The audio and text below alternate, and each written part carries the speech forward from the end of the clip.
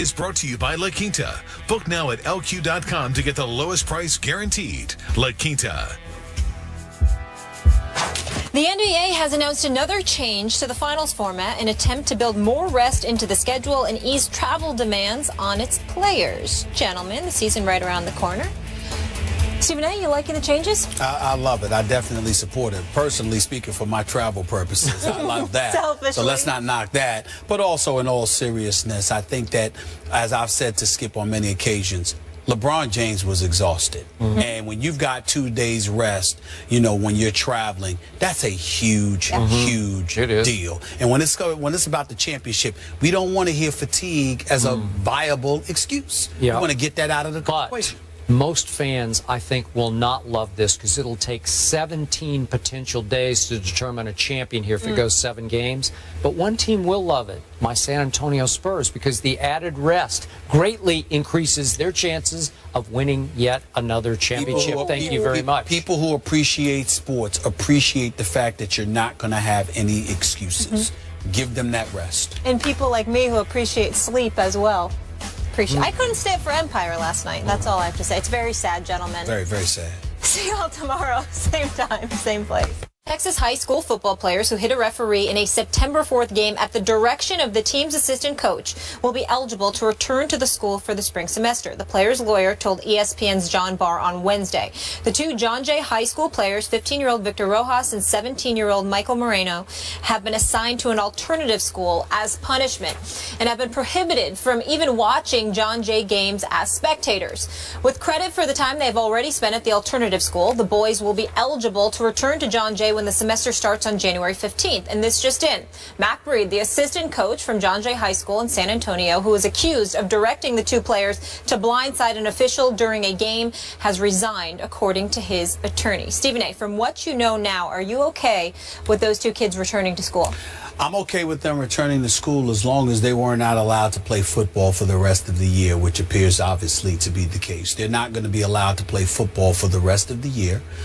For this year, obviously, they can return. They're 15 and 17 years of age. They did not kill someone, thank the good Lord. And so as a result of that, you think about America being a land of second chances, understanding that these are kids. You certainly want to punish them because you want to send the message to teenagers that this is not something that is allowed. There will be consequences from your actions, and the earlier you teach children that, the better. In this day and age, you shouldn't only be teaching that to children, you should also be reminding parents of that as well, because you don't want parents walking around acting like their children are victims when you just finished victimizing somebody else, because that makes you no better. In fact, it makes you worse, because you're the adult, which means you're supposed to know better, which means that if you're giving that kind of impression, you know you're even more reprehensible than the kids. But under no circumstances do I believe that the punishment on the part of the kids should exceed that of Mac Breed, the assistant coach, who ultimately told the kids to go after the official. I not only believe he should have resigned, I think he should have been arrested on the spot. You told the kids to go out there and assault an official. That's what you did.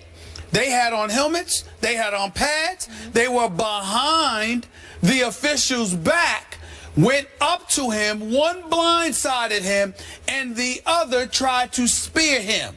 That is assault. There is no way around it.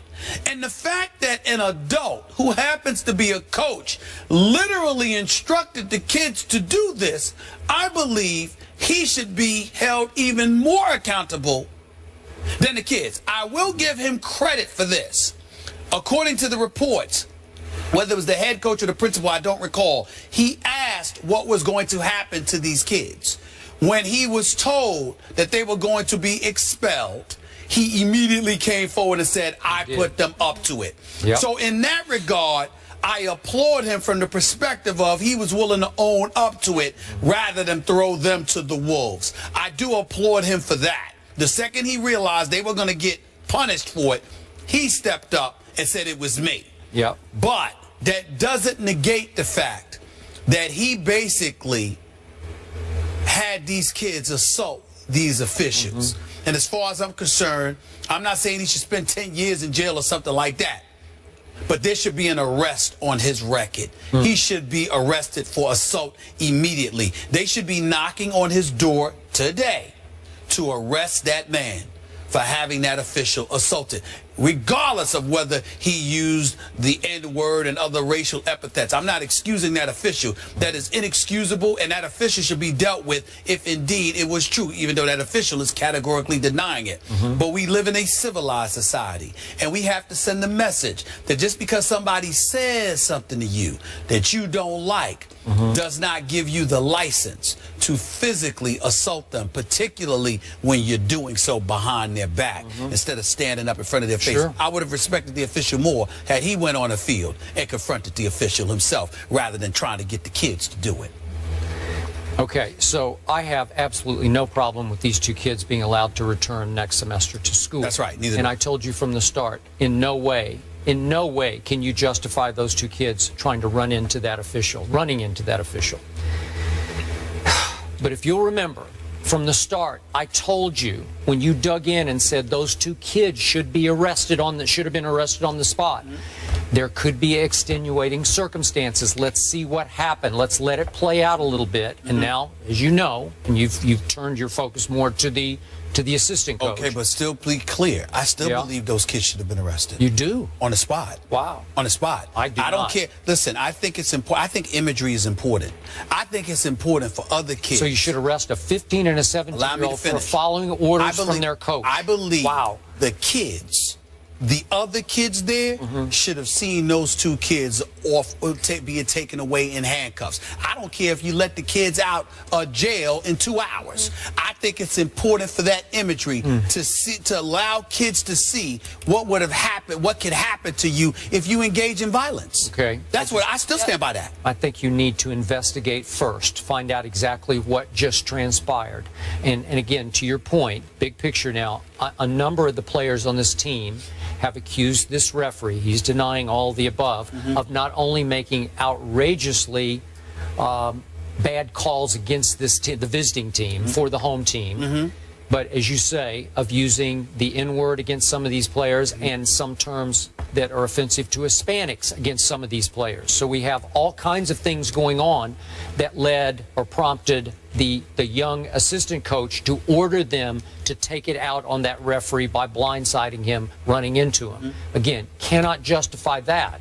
But again, if you're ordered by your coach, man, I don't think that should result in an arrest. We seem to have a full story here. Yeah. Here's the difference between you and I. I am telling you right now, particularly because of the generation that we're living in, kids are not respecting their elders. They're not respecting authority. Don't even get me started with community and next door neighbors and how you don't have respect for those folks.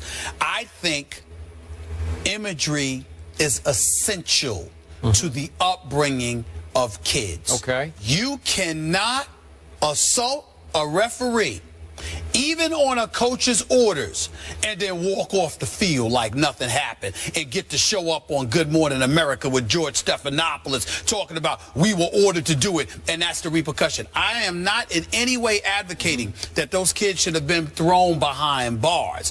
What I'm saying is it's incredibly important that they should have been arrested on the spot, even if it's something that's going to be expunged in a week. They should have been arrested on the spot, taken away by the cops for assaulting the police officer. The difference between my feeling about the kids and the coach is that I think after that you let them go, you keep them off the football team, but you allow them to return to school. Whereas with the coach, if you arrest them, they're going to spend at least one night in jail. That's fine. You can't get to the bottom of it. Ain't nothing wrong with one night. But the other part about it is this: that coach, I think that coach should be arrested.